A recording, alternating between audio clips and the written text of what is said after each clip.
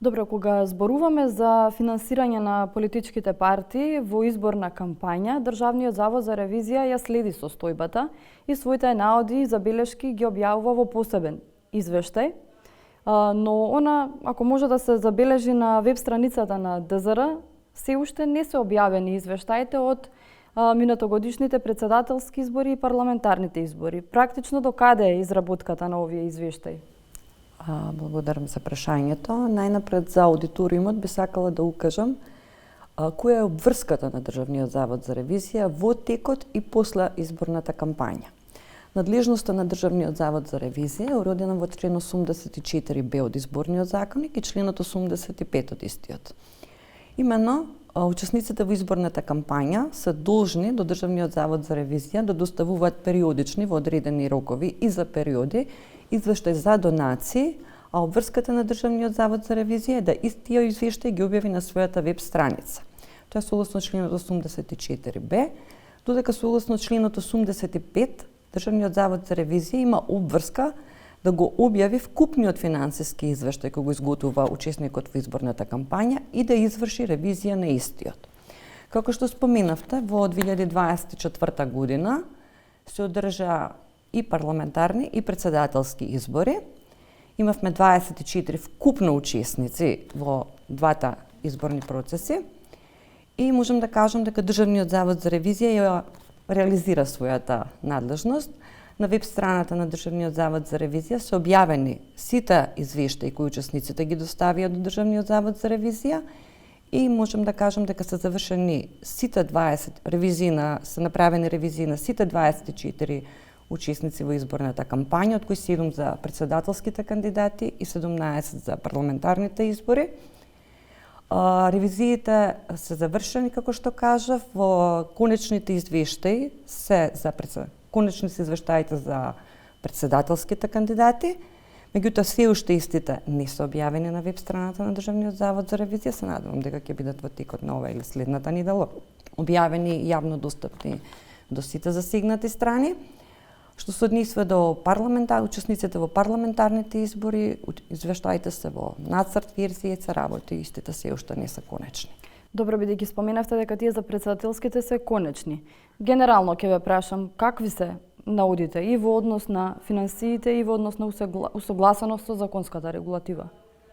Па вака, мислам дека не е благодарно да зборувам за овие, се бидејќи претседателски избори, бидејќи се уште не се објавени, кажав, наскоро ќе бидат објавени, ќе бидат достапни до сите.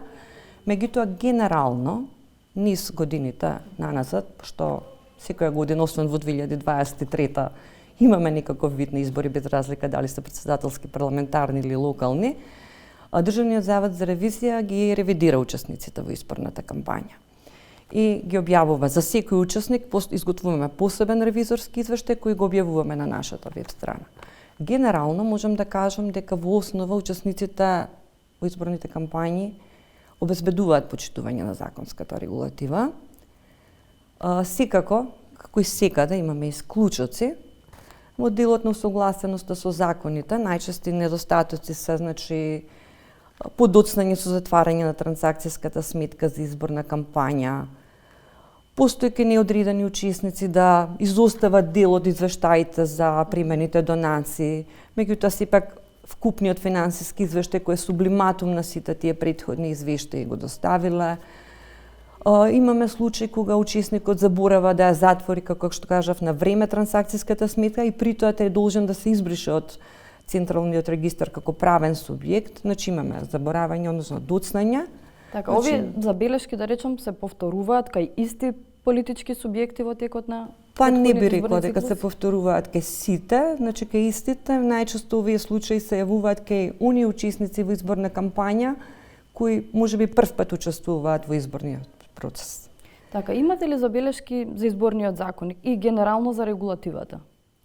Ако ги погледнате ревизорските извештаи низ годините, во делот на останати прашања, таму истакнуваме одредени слабости, односно потреба од преиспитување или доуредување на изборниот законник и ги класифицираме, да кажем, во повеќе области, во делот на финансирањето на изборната кампања, во делот на платеното политичко рекламирање, во делот на казнените одредби, Да, еве да речеме меѓу најчестите кои што, ако ги навраќаме наназад предходните забелешки во сите речиси изборни циклуси и кај секој политички субјект практично, што рековте во останати прашања, во останати коментари се повторува, да речем, забелешки за допрецизирање потребата на членот 83 ми се чини од изборниот законник. Зошто токму овој дел, да речем, што е овде спорно? Вака, политичките партии, согласно Закон за финансирање на политички партии, добиваат секоја година од буџетот на државата средства за редовно работење на партијата. Во членот 83 од изборниот законник, каде што се уредуваат изворите на финансирање на изборната кампања, дадена е можност средствата од редовната сметка на политичката партија да се префрлат на сметката за изборната кампања. Имаме партии и учесници во изборна кампања кои единствените приходи на сметката за редовно работење е само од средствата од буџетот. И тие пари нормално ги префрлаат во за потребите на изборната кампања. Да, еве дури Каде настанува проблемот? До 90% ми се чини. Да, има каде што партии. целата изборна кампања учесникот е токму со средствата од редовната сметка кои се од буџетот. Каде настанува проблемот? Во членот 88 од изборниот законник е уредено дека средствата за изборите се обезбедуваат од буџетот на државата, се исплаќаат преку ДИК. При тоа е уредено дека 1/3 од тие средства се за надомесна дел од трошоците за учесниците во изборната кампања, тоа е платеното политичко рекламирање, додека останатите 2/3 се за останатите изборни дејствија, значи за изборните комисии, за изборниот материјал, рекламирање, објавување на соопштенија во врска со изборите.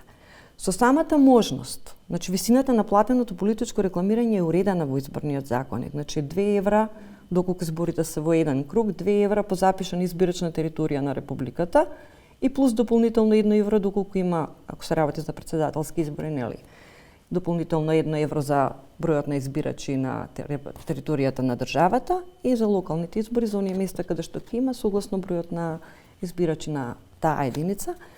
Со самото тоа што се дозволува да средствата од редовната сметка за редовно работење кои се средства од буџетот се префрлаат, постои можност да се надмина тој износ кој е утврден во членот 88. Од тие причини, значи, истакнуваме тој дел во делот на финансирањето. Но има и во делот на донациите. Така. Значи, во донациите имаме неколку состојби, да кажам. Она едно е пред се во делот на рокот за примање на донации на трансакцијската сметка за изборна кампања. Значи, моментално, крајниот рок е до затварање на трансакцијската сметка и со последните измени на изборниот законник, тоа е 45 дена од конечноста на резултатите. Што значи се дава простор по објавување на резултатите да донираме пари на одреден учесник во кампањата. Затоа нашиот предлог е да рокот за уплатата на донациите да биде до завршување на изборната кампања. Понатака, значи во делот на висината, со последните измени кои се случија во март 2024 година, уредено е дека кумулативно едно исто правно лице може да донира до 3000 евра на сметката за изборна кампања и на сметката за редовно работење на политичката партија, додека правните лица може да донираат до 30.000 евра кумулативно, значи на двете сметки. Во делот на финансиските извештаи, кои се најчестите забелешки кои вие ги нотирате кај одредени политички субјекти кои можеби се повторуваат? Вака, во делот на финансиските извештаи, учесниците во изборната кампања, најчести забелешки се однесуваат на делот на платеното политичко рекламирање. Што тоа значи? Значи, дел од учесниците најчесто или не ги прикажуваат во целост, или ги изоставуваат да ги прикажат средствата кои им се дообиени за платено политичко рекламирање. Како причина најчесто е тоа што овие средства не легнуваат на сметката на учесник, на трансакцијската сметка за изборна кампања, туку директно од Државната изборна комисија со договор за асигнација се исплатуваат до медиумите преку кои е извршено, реализирано платеното политичко рекламирање. Веќе неколку изборни циклуси политичките реклами се плаќаат од буџетот. Исто толку изборни циклуси, да речам, вие имате забелешки. Гледате ли конкретно слабости во делот на платеното политичко рекламирање кај порталите? Значи, за платеното политичко рекламирање години наназад, значи, укажуваме на одредена потреба да се преиспита, да се доуреди.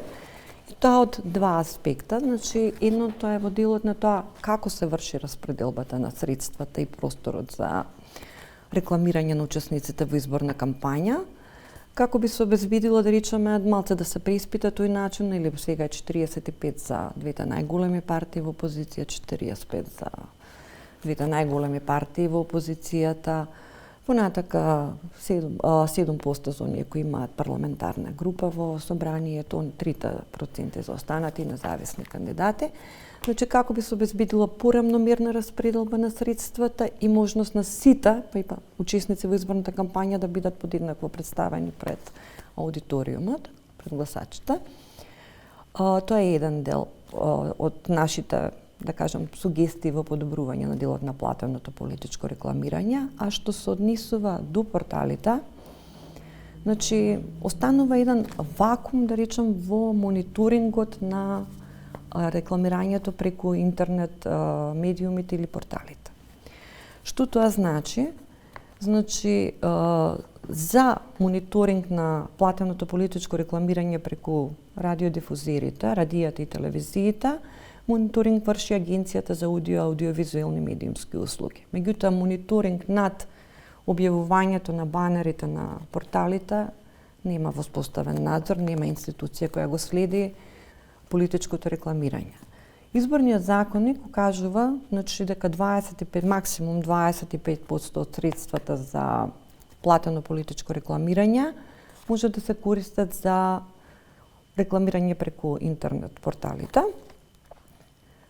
И за печатените медиуми, за жал печатените медиуми, пошто живееме во ера на дигитализација, нели, учествуваат со незначителни, некои се 1%, така да околу 22-24% зависи од изборниот циклус, отпаѓаат на средствата за порталите. Не е регулирано, значи, освен тоа дека треба интернет медиумите да се регистрираат во пријават и да ги достават ценовниците во Државната изборна комисија, не е регулирано колкав период претходно треба да бидат активни, дали едно правно лице доколку има 1, 2, 3 портали, има право да добие 15.000 евра максимум за секој портал посебно, или се мисли само на правното лице. Понатака немаме некој софтверско решение или некој интероперабилен систем, не знам како малце во таа дигитална кој ќе ги систематизира. Да го дефинираме, значи некој софтвер каде што ќе може да се мери дали кој ден дали биле фиксни објавите, банери објавите, кои денови се рекламирани, се вршело објавувањето, дали да ги мери бројот на импресии, значи некој софтвер кој ќе генерира, да речем, статистички метрички податоци, како ние би имале веродостојност во тоа што ни се представува. Она што сега е регулирано е дека оставена обврската на порталите, интернет медиумите, да дадат изјава и принт скрин за секоја објава од ден или каде што се врши фиксна објава на фиксни банери, меѓутоа дали тие датуми можат да се менуваат, може самиот портал да ги прилагоди онака како што треба да биде, останува на самите портали. Така да во тој поглед ние препорачуваме да се воспостави, значи, мониторинг, некој да го следи тоа платено политичко рекламирање и да се генерираат софтверски извештаи како би се потврдила веродостојноста. Понатака, за радиодифузерите и за телевизиите имаме казнени одредби, доколку не достават извештаи за реализирани услуги, меѓутоа за интернет порталите нема такви казнени одредби, не се предвидени, така да постои потреба за доуредување на тој дел.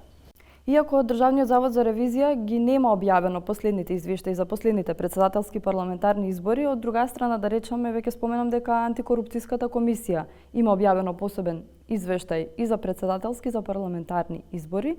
Мислам дека е релевантно да се спомене во овој разговор затоа што ДКСК смета дека треба да исцитираме дека финансирањето на изборниот процес со средства од буџетот би требало да се укине. Значи да скратам, антикорупционерите препознаваат ризик од корупција на некој начин, значи од ризик од купување на уредувачката политика со пари од буџетот. Каква е вашата позиција во однос на плаќањето на партиските реклами од буџетот? Така. Значи, она пред малку споменав, значи дека ние во секој извештај укажуваме на потребата од преиспитување и доуредување на платеното политичко рекламирање, како би се обезбедило, како што кажав, рамномерност, некоја подеднаква застапеност и во делот на финансирањето и во представувањето на учесниците во изборната кампања, за тоа дали ќе има платено политичко рекламирање и како ќе се спроведува платеното политичко рекламирање, одлучуваат партиите преку своите представници во законодавниот дом. Така, добро. На крај, кои се, да речам, препораките на Државниот завод за ревизија? Составен дел на секој извештај и секоја состојба која утврдуваме се препораките кои ги даваме за надминување на состојбите.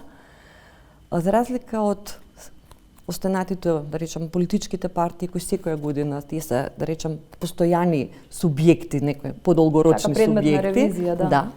Учесниците во изборната кампања се субјекти кои постојат само и се регистрираат само за изборниот процес. Така да невозможно е да го следиме постапувањето по препораките и во самите извештаи ние не даваме препораки за постапување до учесникот во изборната кампања. Нормално во текот на ревизијата и одржуваме контакти, разкомуницираме со субјектите, му кажуваме на слабостите им, ги насочуваме како да постапуваат во идните периоди.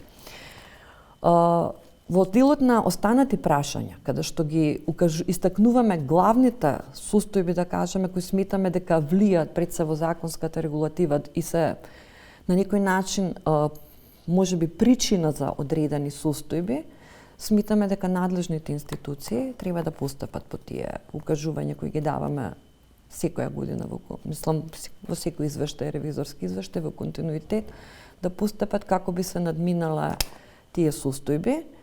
И оно што исто сметам дека е многу битно и за учесниците во изборната кампања е да се одржи едукација. Значи, со последните измени во изборниот законник, во рамките на Државната изборна комисија е предвидено да се формира посебна центар за едукација, кој треба да ги едуцира сите засегнати страни и учесниците во изборната кампања, меѓутоа малце поголем фокус да се стави во делот на финансиското известување. Мислам дека тоа ќе биде едно од клучните чекори кои треба да ги направиме како би се учесниците во изборната кампања би ги надминали и оние, да речем, слабости кои сега ги утврдуваме, би ги надминала. Ви благодарам. Ви благодарам, Ива.